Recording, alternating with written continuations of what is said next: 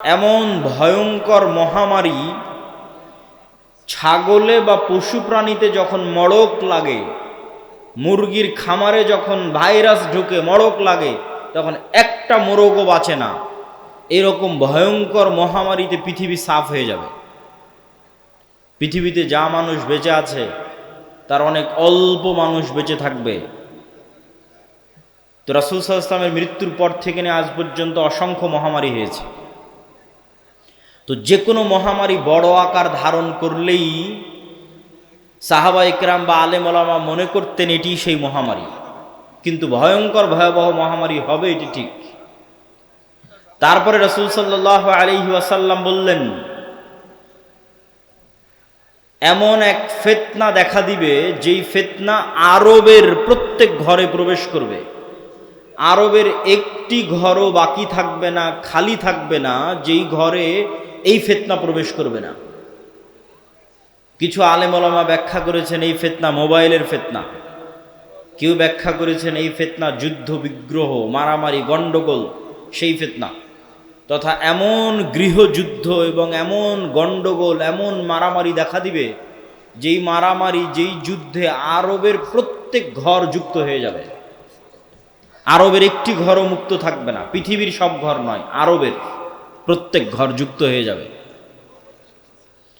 তারপরে রাসূল সাল্লাল্লাহু আলাইহি ওয়াসাল্লাম বললেন, সুম্মা হুদনাতুন বাইনাকুম ওয়া বাইনার রোম, তারপর একটা চুক্তি হবে, ঐতিহাসিক চুক্তি তোমাদের মধ্যে আর রোমানদের মধ্যে। এই চুক্তির প্রেক্ষাপটে রোমান খ্রিস্টান এবং মুসলমানেরা এক তৃতীয় পক্ষের বিরুদ্ধে যুদ্ধ করবে। সেই তৃতীয় পক্ষের বিরুদ্ধে যুদ্ধে মুসলমান এবং খ্রিস্টানেরা বিজয়ী হবে। তারপরে কোনো একজন খ্রিস্টান ক্রুশ উঁচিয়ে ধরে বলবে, এটার কারণে আমরা বিজয় হয়েছি। তখন এক মুসলমান ক্ষিপ্ত হয়ে গিয়ে ওই ক্রুশকে ভেঙে দিবে, কিছু বর্ণনায় আছে ওই ব্যক্তিকে হত্যা করবে। স্বেচ্ছাসেবক ভাইদের অনুরোধ করব, আপনারা পিছনে বসার ব্যবস্থা করেন। বসার ব্যবস্থা না থাকার কারণে মানুষ দাঁড়িয়ে আছে। তো ক্রুশ ভেঙে ফেলা অথবা ক্রুশ উত্তোলনকারী ব্যক্তিকে হত্যার মাধ্যমে রোমান খ্রিস্টান এবং মুসলমানেরা মুখোমুখি দাঁড়িয়ে যাবে। আর রোমান খ্রিস্টানদের সাথে মুসলমানদের এই যুদ্ধ হবে পৃথিবীর ইতিহাসের সবচেয়ে ভয়াবহ যুদ্ধ। মালহামা নামটি এখন অনেক পরিচিত, আর ইংরেজিতে আরমাগেডন নামটি অনেক পরিচিত। বাইবেলের প্রফেসি অনুযায়ী শেষ জামানায় এক ভয়ঙ্কর যুদ্ধ হবে, যেটিকে তারা বলে আরমাগেডন, ভয়ঙ্কর যুদ্ধ। ওইটারই ইসলামিক টার্মিনোলজি পরিভাষা অনেকেই মনে করে যে আল মালহামা বা আল মালহামা আল কুবরা, ভয়ঙ্কর যুদ্ধ। যেই যুদ্ধের মতো ভয়ঙ্কর যুদ্ধ অতীতে কোনোদিন হয়নি, পরে ভবিষ্যতে আর কোনোদিন হবে না। এই যুদ্ধটা কাদের কাদের মধ্যে সংঘটিত হবে? খ্রিস্টান রোমানদের মধ্যে এবং মুসলমানদের মধ্যে। রাসূলুল্লাহ সাল্লাল্লাহু আলাইহি ওয়াসাল্লামের ভাষা অনুযায়ী সেই দিন খ্রিস্টানেরা একত্রিত হবে তাহতা সামানিনা রায়া, ৮০টি পতাকার অধীনে। তাহতা কুল্লি রায়াতিন, প্রত্যেক পতাকার অধীনে ইসনা আশারা আলফ, ১২,০০০ করে সেনাবাহিনী থাকবে, যোদ্ধা, ফাইটার। তো ৮০টি পতাকার অধীনে ১২,০০০ করে সেনাবাহিনী থাকলে ক্যালকুলেটরে চাপলে দেখবেন প্রায় ৯.৫ লক্ষ থেকে ১০ লক্ষ মানুষ নয়, শুধু যোদ্ধা, তথা ১০ লক্ষ যোদ্ধা একত্রিত হবে মুসলমানদের বিরুদ্ধে যুদ্ধ করার জন্য। রাসূল সাল্লাল্লাহু আলাইহি ওয়াসাল্লাম এই যুদ্ধের জায়গার নামও বলে দিয়েছেন, বলেছেন লা তাকুমুস সাআ, ততদিন কিয়ামত হবে না যতদিন না হাত্তা তুকাতিলুনার রোম, যতদিন না তোমরা রোমানদের বিরুদ্ধে যুদ্ধ করেছো বিল আমাক আও বিদাবিক, আমাক এবং দাবেক নামক জায়গায় যতদিন না তোমরা রোমানদের বিরুদ্ধে যুদ্ধ না করেছো ততদিন কিয়ামত হবে না। তো এই আমাক এবং দাবেক নামক জায়গাটি বর্তমান সিরিয়া এবং তুরস্কের সীমান্তবর্তী অঞ্চল। সিরিয়ার সীমান্তবর্তী ইদলিব, আলেপ্পো, আরবিতে বলে হালব, ইংরেজিতে বলে আলেপ্পো, এই হালব বা আলেপ্পোর হচ্ছে তুরস্কের সাথে লাগানো একটি সিরিয়ান শহর। এই সীমান্তবর্তী অঞ্চলেই এই জায়গাগুলো আছে মর্মে যারা ইতিহাসবিদ, যারা মানচিত্র নিয়ে গবেষণা করেন তাদের দাবি। আল্লাহু আলাম। এই যুদ্ধের ভয়াবহতা বলতে গিয়ে রাসূলুল্লাহ সাল্লাল্লাহু আলাইহি ওয়াসাল্লাম বললেন, সেই দিন এই যুদ্ধে এত মানুষ মারা যাবে। আরেক বর্ণনা অনুযায়ী এই যুদ্ধ প্রায় 4 দিন ব্যাপী চলবে। পঞ্চম অথবা ষষ্ঠতম দিনে গিয়ে বিজয় হবে, অথবা চতুর্থ। তো 4 দিন যুদ্ধ চলবে। প্রথম 3 দিন ফলাফল ছাড়াই যুদ্ধ শেষ হবে, শুধু মৃত্যু আর লাশ, লাশের সারি আর মৃত্যু। আর চতুর্থতম, পঞ্চমতম অথবা ষষ্ঠতম দিনে গিয়ে বিজয় নির্ধারণ হবে মুসলমানদের। লাশের সংখ্যা এবং সারি বলতে গিয়ে রাসূল সাল্লাল্লাহু আলাইহি সাল্লাম বলেছেন যে একটি পাখি যদি আকাশে উড়ে তাহলে 1 মাস উড়লেও মানুষের লাশ যেহেতু শেষ হবে না, লাশের দুর্গন্ধ যেহেতু শেষ হবে না, সেহেতু পাখি দুর্গন্ধমুক্ত ফাঁকা জায়গায় বসতেও পারবে না। পাখি পড়ে মারা যাবে, তবুও কোনো ভালো বসার মতো ফাঁকা জায়গা পাবে না 1 মাস উড়লেও। তাহলে এখান থেকে একটা পাখিকে উড়িয়ে দিলে 1 মাসে সে যতদূর যাবে, এই পুরো এরিয়া যদি চতুর্দিক থেকে মাপা হয় তো দেখা যাবে সবই লাশ। তাহলে কত লক্ষ, কত কোটি মানুষের লাশ হতে পারে আল্লাহু আলাম। রাসূল সাল্লাল্লাহু আলাইহি ওয়াসাল্লাম বলছেন, গনিমতের বন্টনে কেউ সন্তুষ্ট হবে না। কেন? ওয়ারিসই নাই। সন্তুষ্টি কেমনে হবে? ওয়ারিস নাই। ওয়ারিস নাই কেন? এক বংশে যদি 100 জন সদস্য থাকে তো 99 জনই মারা যাবে, একজন বেঁচে থাকবে, তাহলে তো কোনো ওয়ারিস নাই। যেহেতু কোনো ওয়ারিস নাই, সেহেতু কোনো আনন্দ নাই। তো গনিমতের মাল বন্টনে আনন্দ হবে না, কেননা ওয়ারিস বিহীন হবে সবাই। পুরো বংশের সব মারা যাবে, একজন বেঁচে থাকবে। রাসূলুল্লাহ সাল্লাল্লাহু আলাইহি ওয়াসাল্লাম এই মালহামা বা এই ভয়ঙ্কর যুদ্ধ, এটির বর্ণনা দিতে গিয়ে বলেন, মুসলমানেরা সেই দিন 3 ভাগে বিভক্ত হবে। সুলুসুন ইয়াহজিমু, 3 ভাগের 1 ভাগ যুদ্ধের মাঠ থেকে পালিয়ে যাবে। লা ইয়াতুবুল্লাহু আলাইহিম আবাদান, আল্লাহ সুবহানাহু ওয়া তাআলা এদের তওবা কোনোদিন কবুল করবেন না। ইসলামে কবিরা গুনাহের যে লিস্ট আছে, তালিকা আছে, এই কবিরা গুনাহের তালিকায় শিরক সবচেয়ে বড়। তারপরে বিভিন্ন হাদিসে আছে পিতামাতার অবাধ্যতা, বিভিন্ন হাদিসে আছে নিরপরাধ মানুষকে হত্যা, বিভিন্ন হাদিসে আছে প্রতিবেশীর স্ত্রীর সাথে জেনা। এই যে কবিরা গুনাহ, সবচেয়ে বড় কবিরা গুনাহের যে তালিকা, এই সবচেয়ে বড় কবিরা গুনাহের যদি সর্বোচ্চ 10টা তালিকা করা হয়, তার একটা জেহাদের মাঠ থেকে পলায়ন করা। কিন্তু কবিরা গুনাহ যত বড়ই হোক, তওবা আছে। শিরকেও তওবা আছে, যতক্ষণ শ্বাস আছে। সব অধিকাংশ সাহাবী তো মুশরিক থেকে ইসলাম গ্রহণ করেছে, শিরক করে তারপরে যে ইসলাম গ্রহণ করেছে। এখনো যারা ইসলাম গ্রহণ করেছে তো শিরক থেকে ইসলাম গ্রহণ করেছে। তাহলে শিরকের তওবা নাই মানে মৃত্যুর পরে কিয়ামতের মাঠে আল্লাহ চাইলে স্বেচ্ছায় এমন অনেক গুনাহ বান্দার মাফ করে দিতে পারে যেটার তওবাই ও করেনি। বুঝাতে না পারলে এটা আমার ব্যর্থতা। এমন অনেক গুনাহ আমরা করেছি যেটার তওবা আমরা করিনি, ইস্তেগফার করিনি, ক্ষমা চাইনি, তাও আল্লাহ ওই গুনাহ তার দয়ায় মাফ করে দিতে পারেন কিয়ামতের মাঠে। কিন্তু ওই যে দয়ায় মাফ করে দিবেন কিয়ামতের মাঠে আল্লাহ, ওই লিস্টে শিরক থাকবে না। এটা হলো শিরকের গুনাহ আল্লাহ ক্ষমা করবেন না। যে বান্দা যদি লাউ আতাইতুম, তুমি যদি আসো বিকরাবিল আরদি খাতায়া, আসমান জমিন পূর্ণ গুনাহ নিয়ে, তাহলে আমি আল্লাহ আসমান জমিন পূর্ণ ক্ষমা নিয়ে উপস্থিত হব। তো এই যে আসমান জমিন পূর্ণ গুনাহের কোনো গুনাহ আপনি জানেন, কোনো গুনাহ ভুলে গেছেন, কোনোটার তওবা করেছেন, কোনোটা করেননি, তাও আল্লাহ দয়া করে মাফ করে দিবে। কিন্তু করবেন না কোনটা? শিরক। কিন্তু যতক্ষণ শ্বাস আছে ততক্ষণ সব গুনাহের ক্ষমা আছে, শিরকেরও ক্ষমা আছে। তো রাসূল সাল্লাল্লাহু আলাইহি ওয়াসাল্লাম বলছেন, যারা ওই যুদ্ধের মাঠ থেকে পলায়ন করবে এদের তওবা কবুল হবে না।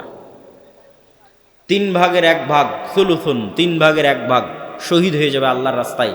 রাসূল সাল্লাল্লাহু আলাইহি ওয়াসাল্লাম বলছেন তারা হচ্ছেন আফজালু শুহাদাইল আরজ, পৃথিবীর সর্বশ্রেষ্ঠ শহীদ। আল্লাহু আকবার।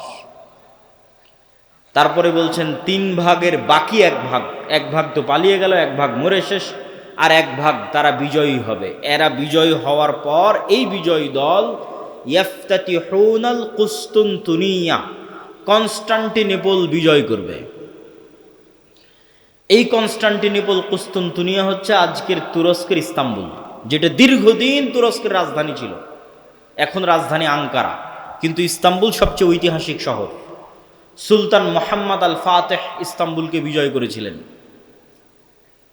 কিন্তু হাদিসের ভাষায় বোঝা যাচ্ছে কিয়ামতের পূর্ব মুহূর্তে, দাজ্জাল প্রকাশের পূর্ব মুহূর্তে পুনরায় মুসলমানেরা তুরস্ক বিজয় করবে, তথা মুসলমানদের বর্তমান যে তুরস্ক মুসলমানদের হাতে আছে, এটি মুসলমানদের হাতে নাও থাকতে পারে। না হলে কনটেক্সট মিলানো কঠিন যে কিয়ামতের পূর্ব মুহূর্তে মুসলমানেরা তুরস্ক কিভাবে বিজয় করবে। এই ঘটনারই ধারাবাহিকতায় আর এক হাদিসে, আমি কিন্তু এক হাদিস বলতেছি না, বিভিন্ন হাদিস থেকে যুক্ত করতেছি।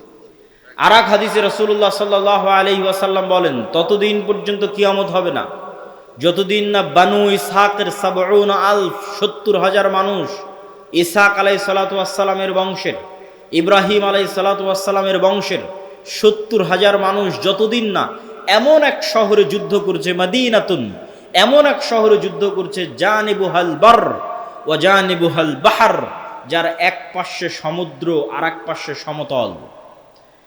কোন শহর? আলেম ওলামা মতভেদ করেছেন। কেউ বলেছেন এটি ইতালির রাজধানী রোম, কেউ বলেছেন এটি তুরস্কের ইস্তাম্বুল, কুস্তুনতুনিয়া, কনস্টান্টিনোপল। ইতালির রাজধানী রোম হওয়ার পক্ষে আর একটা জয়ীফ হাদিস আছে, যে রাসূল সাল্লাল্লাহু আলাইহি ওয়াসাল্লামকে জিজ্ঞেস করা হচ্ছে যে উম্মতে মুহাম্মাদি কোন শহর আগে বিজয় করবে কিয়ামতের পূর্ব মুহূর্তে, কুস্তুনতুনিয়া না রোমিয়া? কিন্তু হাদিসের সানাদ দুর্বল। তো এমন এক শহর, যেই শহরের, কিন্তু এখন যেটা অনুবাদ করতেছি এটা সহিহ বুখারী মুসলিমের হাদিসগুলো অনুবাদ করতেছি, যেগুলো আমি পূর্ণ অনুবাদ করতেছি এগুলো, তথা কিয়ামতের পূর্ব মুহূর্তে যা ঘটবে তার সবচেয়ে বিশুদ্ধ যেগুলো হাদিস। তো রাসূল সাল্লাল্লাহু আলাইহি ওয়াসাল্লাম বললেন এমন এক শহর বিজয় করবে বানু ইসহাকের, ইব্রাহিম আলাইহিস সালাতু ওয়াস সালাম, ইসহাক আলাইহিস সালাতু ওয়াস সালামের বংশের 70,000 মানুষ, যেই শহরের এক পাশে সমুদ্র আর এক পাশে সমতল, কিন্তু ওই যুদ্ধ হবে বিদুন সিলাহ, লা ইয়ারমুনা আইয়ু সাহমিন, না তারা কোনো তীর নিক্ষেপ করবে না তরবারি চালাবে, কোনো অস্ত্র ছাড়া বিজয় হবে। কিসের মাধ্যমে বিজয় হবে? তারা শুধু মুখে উচ্চারণ করবে লা ইলাহা ইল্লাল্লাহু আল্লাহু আকবার। এই এক তাকবীর ধ্বনিতে শহরের এক দেওয়াল পড়ে যাবে, দ্বিতীয় তাকবীর ধ্বনিতে শহরের দ্বিতীয় দেওয়াল পড়ে যাবে, তৃতীয় তাকবীর ধ্বনিতে শহরের তৃতীয় দেওয়াল পড়ে যাবে। মুসলমানেরা বিনা বাধায়, বিনা রক্তপাতে এবং বিনা অস্ত্র প্রয়োগে ওই শহরে প্রবেশ করবে। তো যদি এটি কুস্তুনতুনিয়া হয়, তাহলে এই যে আগের ঘটনার ধারাবাহিকতায়, আগে যে ভয়ঙ্কর মালহামা হলো, এই যে লক্ষ লক্ষ কোটি কোটি মানুষ মারা গেল, তারপরে মুসলমানেরা বিজয় হলো, খ্রিস্টানরা পরাজয় হলো, এই সেনাবাহিনী এবার যখন সিরিয়া এবং তুরস্কের সীমান্তবর্তী অঞ্চল থেকে বিজয় অভিযান নিয়ে রওনা দিবে ইস্তাম্বুল কুস্তুনতুনিয়া বরাবর, তখন ইস্তাম্বুলে প্রবেশ করতে তাদের আর আলাদা কোনো অস্ত্র প্রয়োগ করতে হবে না। তাকবীর ধ্বনিতে ওই নগরীর দেওয়াল পড়ে যাবে এবং তারা বিনা অস্ত্র প্রয়োগে শহর বিজয় করবে। অথবা ওই আগের হাদিসে কুস্তুনতুনিয়া বিজয় হয়ে গেছে, কুস্তুনতুনিয়া বিজয়ের পর এই বিজয় কাফেলা চলতেই থাকবে। ম্যাপ চেক করলে বুঝবেন, চলতে চলতে চলতে পৌঁছে যাবে ইতালির রাজধানী রোমে। যখন ইতালির রাজধানী রোমে পৌঁছবে তখন আর এখানে কোনো অস্ত্র প্রয়োগ করতে হবে না, তাকবীর ধ্বনিতে শহর বিজয় হয়ে যাবে। দুটের যে কোনো একটা আল্লাহ সুবহানাহু ওয়া তাআলা ভালো জানেন। এই দুই বিজয়ের অথবা এক বিজয়ের, কুস্তুনতুনিয়া বিজয় অথবা কুস্তুনতুনিয়ার পরে রোম বিজয়, ইতালির রাজধানী রোম বিজয়, এই দুই বিজয়ের কোনো এক বিজয়ের পরে আড়াল থেকে, বেশিরভাগ হাদিসে আছে কুস্তুনতুনিয়া বিজয়ের পর, শয়তান চিৎকার করে বলবে দাজ্জাল তোমাদের বাড়িতে প্রবেশ করে গেছে। কিন্তু এটা মিথ্যা সংবাদ হবে। কিন্তু তখন তৎকালীন এই মুজাহিদ বাহিনী যারা যুদ্ধ করতেছে, তাদের যিনি নেতা থাকবেন, তিনি 10 জন অশ্বারোহীকে রওনা করিয়ে দিবেন দাজ্জাল সত্যি সত্যি বের হয়েছে কিনা এটা অনুসন্ধান করার জন্য। তো রাসূলুল্লাহ সাল্লাল্লাহু আলাইহি ওয়াসাল্লাম বলছেন, এই যে 10 জন বের হবে, আসমাহুম ওয়া আসমা আবাইহিম, এদের নাম, এদের বাপ দাদার নাম, এদের গায়ের রং, এদের ঘোড়ার গায়ের রং সব আমি এখন বলে দিতে পারবো, এখন যেন আমি দেখতে পাচ্ছি। কিন্তু তিনি বলেননি। কিন্তু তিনি জানতেন যে কোন 10 জন, তাদের নামও তিনি জানেন, তাদের বংশও তিনি জানেন, তাদেরকে রওনা করিয়ে দেওয়া হবে।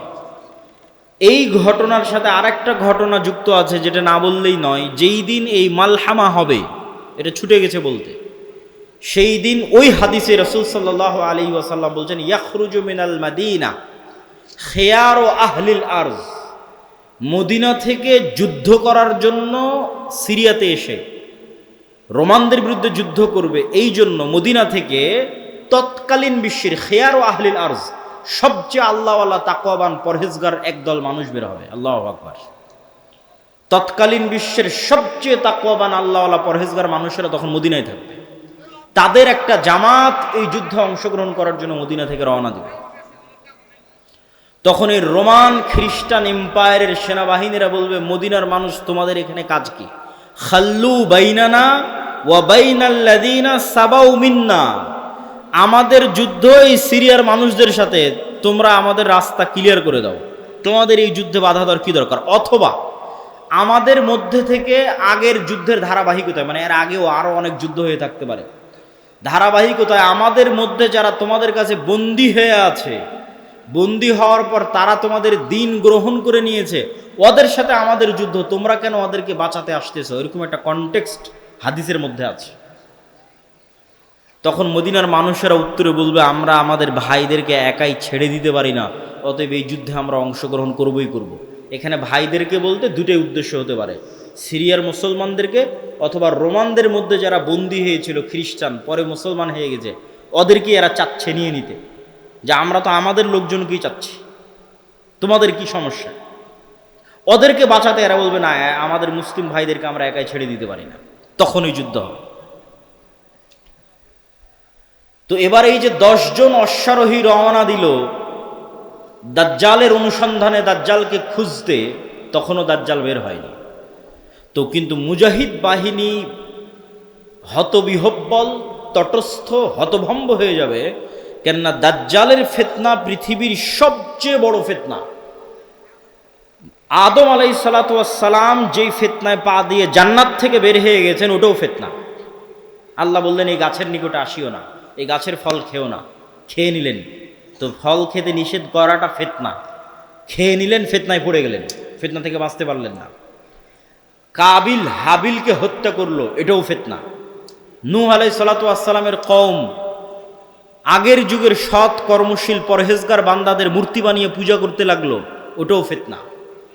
লূত আলাইহিস সালাতু ওয়াস সালামের কওম জেনায় লিপ্ত হয়ে গেল, এটাও ফিতনা। কিন্তু এগুলো একটাও ফিতনা দাজ্জালের ফিতনার মতো বড় নয়, এটা বুঝতে হবে। দাজ্জালের ফিতনা আকবারু ফিতান আলা ওয়াজহিল আরজ। আদম আলাইহিস সালাম যেই ফিতনায় পা দিয়েছেন ওইটার চাইতে, কাবিল যে ফিতনায় পা দিয়েছিল ওইটার চাইতে, নূহ আলাইহিস সালামের কওম যে ফিতনায় পা দিয়েছিল ওইটার চাইতে, আদ সামুদ কওমে লূত তারা যেই ফিতনায় পা দিয়েছিল ওইটার চাইতে সবচেয়ে বড় ফিতনা দাজ্জালের ফিতনা। আর এই ফিতনা মোকাবেলা করবে উম্মতে মুহাম্মদ, সর্বশ্রেষ্ঠ উম্মত মোকাবেলা করবে পৃথিবীর সবচেয়ে বড় ফিতনার। কেন দাজ্জালের ফিতনা সবচেয়ে ভয়ঙ্কর, এটাও বুঝতে হবে আপনাকে। আমি স্বেচ্ছাসেবক ভাইদের আবারও দৃষ্টি আকর্ষণ করছি, লোকজনের সংখ্যা বেশি হয়ে যাচ্ছে, পিছনে একটু বসার ব্যবস্থা এবং বামে এখনো ফাঁকা আছে, বামে একটু বসার ব্যবস্থা এবং মানুষজনকে এইদিকেও একটু বসার জন্য উদ্বুদ্ধ করা। প্রিয় উপস্থিতি, কেন দাজ্জালের ফিতনা সবচেয়ে ভয়াবহ? দেখেন, কওমে নূহ আলাইহিস সালামের কওম যখন বড় বড় আল্লাহওয়ালা পীর বুজুর্গ দিনদার মানুষের মূর্তি বানালো, তখন তারাও জানতো যে এই মূর্তির কোনো ক্ষমতা নাই। ইয়া আবাতি লিমা তা'বুদু মা লা তাসমাউ, ইব্রাহিম আলাইহিস সালাম বাপকে বলছে, হে আমার বাপ, এমন মূর্তির কেমনে ইবাদত করো যে শুনতেও পায় না, দেখতেও পায় না।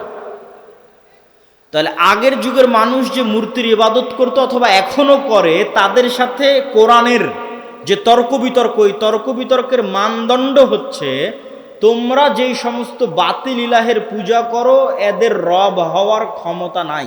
রব হওয়ার ক্ষমতা নাই মানে কথা বলার ক্ষমতা নাই, শোনার ক্ষমতা নাই, দেখার ক্ষমতা নাই, সৃষ্টির ক্ষমতা নাই। এরা একটা মাছি বানাতে পারবে না, মশা বানাতে পারবে না, এরা একটা খেজুরের বিচির দানার উপরের যে পাতলা আবরণ থাকে ওটার পর্যন্ত এরা মালিক নয়, তাহলে যে রব নয় ও ইবাদতের যোগ্য কেমনে হয়?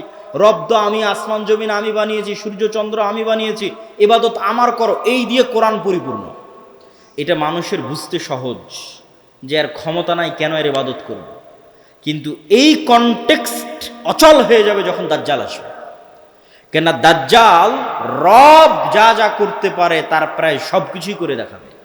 এই জন্য দাজ্জালের ফিতনা সবচেয়ে ভয়াবহ, ভয়ঙ্কর ফিতনা। মা কালী, মা দুর্গা আর শাহজালাল আর শাহপরাণ, যাদেরই মানুষ আল্লাহ বাদ দিয়ে ইবাদত করছে, আর ঈসা আলাইহিস সালাতু ওয়াস সালাম আর মারিয়াম আলাইহিস সালাতু ওয়াস সালাম আর যাদেরই ইবাদত করছে, তারা কেউ এখন আপনাকে দেখাতে পারবে না যে আমি আকাশকে আদেশ দিলাম আকাশ বৃষ্টি বর্ষণ করবে, আমি জমিনকে আদেশ দিলাম জমিন ফসল উৎপাদন করবে, জান্নাত দেখালাম জান্নাতে ঢুকে যাও, জাহান্নাম দেখালাম জাহান্নামে ঢুকে যাও, মৃতকে জীবিত করে দিলাম। এইরকম একচ্ছত্র কন্ট্রোল যা একমাত্র রবের থাকে তার কারণ নাই, ফলত ওদেরকে বাতিল ইলাহ প্রমাণ করা সহজ। কিন্তু যখন একজন সত্যি সত্যি এগুলো আপনাকে করে দেখাবে, তখন আপনি ঈমান ধরে রাখতে পারবেন না। অনেকগুলো কারণে। এক নাম্বার কারণ, যারা ধরেন আগে থেকেই শক্তিশালী কোনো কিছু দেখলেই আরে বাবা এই তো অনেক বড় অলিয়া উলিয়া কবিরাজ, অনেক কিছু করতে পারে, দেখলেই যাদের অন্তরে ভয় ঢুকে যায়, মনে হয় না এর কাছে মনে হয় কোনো ক্ষমতা আছে, এরা তো এমনি দাজ্জালের পূজা করবে। যারা যুগ যুগ মূর্তির পূজা করেছে, মাজারের পূজা করেছে, এদের বাধা হবে না। ওরা দাজ্জালের ক্ষমতা পাওয়ার দেখে মনে করবে অনেক বড় উলিয়া আল্লাহ চলে এসেছে, অনেক বড় কারামতে আউলিয়া চলে এসেছে, অতএব এখন আর ইবাদত করো, এখন আর পূজা করলে সমস্যা নেই। তো একদল তো এমনি পথভ্রষ্ট হয়ে যাবে। আরেক দল মানুষ থাকে যারা মোটামুটি আল্লাহর উপর ঈমান রাখে, কিন্তু ইস্তেকামাহ, ঈমানের উপর ইস্তেকামার জন্য সবর লাগে। সবর করার ক্ষমতা এবং সাহস এদের নাই। এদের দেখবেন এখন দুনিয়াবি ক্ষমতা যাদের কাছে, ওদের ওখানে গিয়ে সিজদা দিচ্ছে। আজ থেকে 6-7 মাস আগে 16 বছর যাদের কাছে ক্ষমতা ছিল, ওদের কাছে গিয়ে সিজদা দিয়েছে। ক্ষমতার বাইরে এরা চিন্তা করতে পারে না। ক্ষমতা যেখানে, এদের কেবলা এবং মারকাজ সেখানে।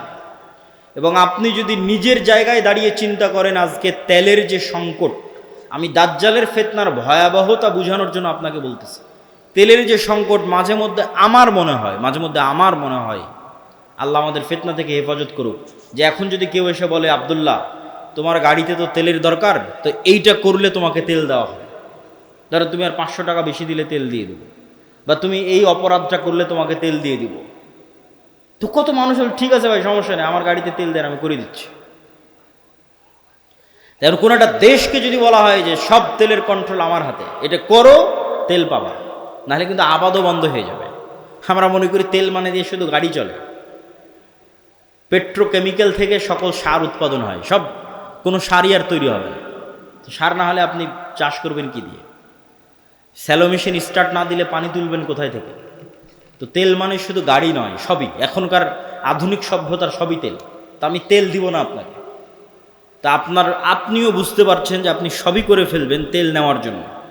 তো কোরআন এবং হাদিসে তো এর চেয়ে বড়টা বলা আছে, তেলের কথা বলা নেই। সরাসরি আকাশের বৃষ্টির কথা বলা আছে, জমিনের ফসলের কথা বলা আছে ডাইরেক্ট, যে দাজ্জাল ইরাক এবং শাম এই দুই দেশের মধ্যের সীমানা দিয়ে যেতে থাকবে। কোনো এক নগরীর মানুষের কাছে এসে বলবে এই তোমরা আমার উপর ঈমান আনছো, তারা বলবে জি জাহাপনা, জি প্রভু আপনার উপর ঈমান আনলাম। ওদের জন্য দাজ্জাল টাকা পয়সা ধন দৌলত রুজি রুটির এত বড় ব্যবস্থা উন্মোচন করে দিবে যে মৌমাছির ঝাঁক যেভাবে মধুর পিছনে ছুটে, ধন সম্পদ টাকা পয়সা ওই শহরের মানুষের পিছনে ওইভাবে ছুটবে। এবার অতিক্রম হতে হতে আর এক শহরে আসবে, সেই শহরের মানুষকে বলবে আমার উপর ঈমান আনয়ন করছো, তারা বলবে না আমরা রব্বুল আলামিনের উপর ঈমান রাখি। দাজ্জাল বলবে আকাশ এখানে বৃষ্টি বর্ষণ বন্ধ করে দাও, জমিন এখানে ফসল উৎপাদন বন্ধ করে দাও, খাবার দাবার বন্ধ, টাকা পয়সা বন্ধ, সকল কিছু বন্ধ, মোবাইল বন্ধ, ইন্টারনেট বন্ধ। আজকের যুগে যদি কল্পনা করেন, এখনই আপনি ঈমান ধরে রাখতে পারবেন না, যখন ঘটবে তখনকার কথা তো বহু পরে। তো শাম অঞ্চলের মানুষেরা না খেতে পেয়ে ধনুক চাবিয়ে খাবে, তীর চাবিয়ে খাবে। তীর তো খাওয়ার জিনিস না, ধনুক তো খাওয়ার জিনিস না, কিন্তু গাছের পাতাও যেহেতু উৎপন্ন হবে না তো কি খাবে? গাছের পাতাও তো উৎপন্ন হবে না। তো এ হলো দাজ্জালের ফিতনা, পৃথিবীর সবচেয়ে ভয়ঙ্কর এবং ভয়াবহ ফিতনা। দাজ্জালের ফিতনা সম্পর্কে বলতে গিয়ে দুইটা হাদিস না বললেই না। একটা হাদিসে রাসূলুল্লাহ সাল্লাল্লাহু আলাইহি ওয়াসাল্লাম বলছেন যে দাজ্জাল পৃথিবীতে 40 দিন সফর করবে। 40 দিনের প্রথম দিন হবে 1 বছর, দ্বিতীয় দিন হবে 1 মাস, তৃতীয় দিন হবে 1 সপ্তাহ। আর দাজ্জালের গতি হবে কাগাইসিন ইস্তাদবারাত হুররিহ, এমন মেঘমালা যেই মেঘমালাকে ঝড়ো বাতাস উড়িয়ে নিয়ে যাচ্ছে। এই যে কয়দিন পরে কালবৈশাখী ঝড় হবে, আকাশে তাকিয়ে দেখবেন ঝড়ের সময় মেঘ কত দ্রুত চলে। তো ঝড়ের বাতাসে যে মেঘ খুব দ্রুত চলে, এরকম দ্রুত গতি হবে দাজ্জালের। তো আল্লাহর নবী মেঘের সাথেও তুলনা দিয়েছেন। এখন যন্ত্র দিয়ে মেঘের মতো আকাশে উড়বে না দাজ্জাল নিজেই আকাশে উড়বে, আল্লাহু আলাম, আল্লাহ সুবহানাহু ওয়া তাআলা ভালো জানেন। কিন্তু দাজ্জালের আগমনে পৃথিবীতে এত ব্যাপক বৈপ্লবিক পরিবর্তন হবে যে পৃথিবীর দিন 1 বছরের সমান হয়ে যাবে। এটা হঠাৎ করে আল্লাহর আদেশে, কোনো কারণ ছাড়াই আল্লাহ বলবেন দিন এখন তুমি 1 বছরের সমান হও, এরকম নয়। আল্লাহ লাতিফ, প্রত্যেকটা জিনিস ঘটনা পরম্পরায় হয়, মানুষ দেখবে এটা স্বাভাবিক। তথা এই ভূমণ্ডল, নভমণ্ডল, সৌরজগতে এমন বৈপ্লবিক কোনো পরিবর্তন হবে, অথবা এই পৃথিবীতে এমন বৈপ্লবিক কোনো পরিবর্তন হবে, অথবা সূর্য এবং চন্দ্রের বর্তমান ঘূর্ণায়মান প্রক্রিয়ায় এমন বড় বৈপ্লবিক পরিবর্তন হবে যেটা স্বাভাবিক হতে সময় লাগবে। 1 দিন হবে 1 বছর, তারপরের 1 দিন হবে 1 মাস, তারপরের 1 দিন হবে 1 সপ্তাহ, তারপরে স্বাভাবিক। ওইটার আগে কিছু একটা ঘটবে। দাজ্জালের আগমনই ওই রকম ভয়ঙ্কর এবং ব্যতিক্রম হবে। আল্লাহু আলাম সেটা কি হবে। দাজ্জালের বিষয়ে আরেকটি হাদিসে রাসূলুল্লাহ সাল্লাল্লাহু আলাইহি ওয়াসাল্লাম, যেটা তামিম আদ-দারির হাদিস, যারা 30 দিন সমুদ্রে লাইবা বিহিমুল মাউজ শাহরান কামিলান, সমুদ্রের ঝড়ো বাতাস এবং ঢেউ 1 মাস যাবৎ তাদেরকে কোথায় নিয়ে গেছে কোনো কন্ট্রোল ছিল না নৌকার উপর। এক দ্বীপে গিয়ে যখন নৌকা ঠেকলো, তখন দেখছে একটা প্রাণী, জীবজন্তু, জানোয়ার, গরু ছাগল মহিষ যেমন জীবজন্তু জানোয়ার, এরকম জীবজন্তু জানোয়ার যার মুখ এবং পা সব এত বিশাল লোমে ঢাকা যে কোনটা মুখ আর কোনটা পিছন এটা বোঝা যাচ্ছে না, এই জানোয়ার কথা বলতেছে। তো মানুষ তো কোনোদিন দেখেনি, মানুষ ছাড়া আর পৃথিবীর কোনো জীবজন্তু জানোয়ারকে কথা বলতে। তো আরবের ওই মানুষেরা এই জানোয়ারকে কথা বলতে দেখে মনে করেছে এটা জিন, শয়তান, কিন্তু জীবজন্তু জানোয়ার। ও বলছে আনাল জাসসাস, আমি গোয়েন্দা, একটা মানুষ তোমাদের সাথে সাক্ষাতের অপেক্ষা করছে, এদিকে যাও। তো তামিম আদ-দারি বলছে আমরা যখন ওই মানুষের কাছে গেলাম, বিশাল দেহের মানুষ, এত বিশাল দেহের মানুষ আগে কোনোদিন কখনো দেখিনি। তো দাজ্জালের বিশাল দেহের হওয়াটা কি ব্যতিক্রম কিছু? ব্যতিক্রম কিছু না। আমরা এখন 5 ফিট 5 ইঞ্চি 6 ফুট হয়ে গেছি, কিন্তু আদি পিতা আদম আলাইহিস সালাম তো আর 5 ফিট ছিলেন না। আদম আলাইহিস সালাম ছিলেন 60 দেরা, 60 হাত 60 গজ, 40 মিটার, প্রায় 10 তলা 15 তলার সমান উঁচু। তাহলে এখন যদি আদম আলাইহিস সালাম আমার সামনে উপস্থিত হয়, তাহলে আমি তো আশ্চর্য হয়ে যাবো, কারণ এই বিশাল দেহের মানুষ তো আমি কোনোদিন দেখিনি। তাহলে দাজ্জাল বিশাল দেহের হবে, এটা ব্যতিক্রম নয়, কেননা দাজ্জাল তো আদমেরই সন্তান, মিন উলদে আদম, আদমের সন্তান। তো তার হাত, তার হাঁটু এবং তার কাঁধ এমন শক্ত করে বাঁধা আছে। আমরা তাকে জিজ্ঞেস করলাম তুমি কে? সে বলে আমার পরিচয় তোমরা জানবেই, তোমরা বলো তোমরা কারা। তা আমরা আমাদের পুরো ঘটনা বললাম। এবার দাজ্জাল 4টা প্রশ্ন করেছে। Nakhal Baisan, Ain Zoghar, Buhayra Tabariya, নাবিয়ুল উম্মিয়িন। Buhayra Tabariya, sea of Galilee, lake of Tiberias. নাখলে বাইসান, বাইত শিয়ান। আর আইনে জোগার, স্প্রিং অফ জোয়ার। আর নাবিয়ুল উম্মিয়িন, পড়ালেখা জানে না, লিখতে জানে না, পড়তে জানে না, এমন নবী। আমাদের নবী মুহাম্মদ সাল্লাল্লাহু আলাইহি ওয়াসাল্লাম লিখতেও জানতেন না, পড়তেও জানতেন না। উনি দেখে যে পড়বেন এটা জানতেন না, কোরআন মুখস্থ করেছিলেন। প্রিয় উপস্থিতি, তো দাজ্জাল তাদেরকে এই যে চারটে জিজ্ঞেস করলো, চারটে জিজ্ঞাসার প্রথম তিনটে জিজ্ঞাসার সাথে পানি কানেক্টেড আছে, পানি এবং চাষ কানেক্টেড আছে। সি অফ গ্যালিলি, পানির উৎস, বহায়রা তাবারিয়া, ইসরায়েলের সীমানার মধ্যে। এখন এটা ইসরায়েলের সীমানার মধ্যে। বাইবেলের প্রফেসি অনুযায়ী তথা বাইবেলের বর্ণনা অনুযায়ী ঈসা আলাইহিস সালাম যত মোজেজা দেখাতেন সব এই সাগরে, এই সাগরের আশেপাশে, এই লেক, এই হ্রদ, এই খালের আশেপাশে। তো দাজ্জাল বলছে একদিন এখানে পানি থাকবে না। এখন পানি দাজ্জাল আসার আগেই শেষ হবে সেটা ঠিক না, আসলে না, দাজ্জাল আসার শেষ হবে না। কেন আর এক হাদিসে বলতেছে ইয়াজুজ মাজুজ যখন বের হবে তখন ওরা বহায়রা তাবারিয়ার পানি খেয়ে শেষ করে দিবে, খেয়ে শেষ করে দিয়ে অন্যদিকে আগাবে পানি শেষ করার জন্য। তাহলে পানি যদি দাজ্জাল আসার আগেই শেষ হয় তাহলে ইয়াজুজ মাজুজ আবার কোথায় পানি পাবে? এটাও তো একটা প্রশ্ন। কিন্তু দাজ্জাল বলছে এখানে একদিন পানি থাকবে না। তার মানে কি ইয়াজুজ মাজুজ এসে শেষ করবে ওটার ভবিষ্যৎবাণী, না দাজ্জাল আসার আগেই শেষ হবে? মানে অনেকেই দেখি এখন খুঁজে যে বহায়রা তাবারিয়াতে পানি শেষ হচ্ছে কিনা, সেটার জন্য বলতেছে যে পানি যে দাজ্জাল আসার আগেই শেষ হবে এটা মনে করাটা একদম 100% ঠিক এটা বলা যাবে না। কেন আর এক হাদিসে কি বলা হচ্ছে? ইয়াজুজ মাজুজ এসে বহায়রা তাবারিয়ার পানি খেয়ে নেবে।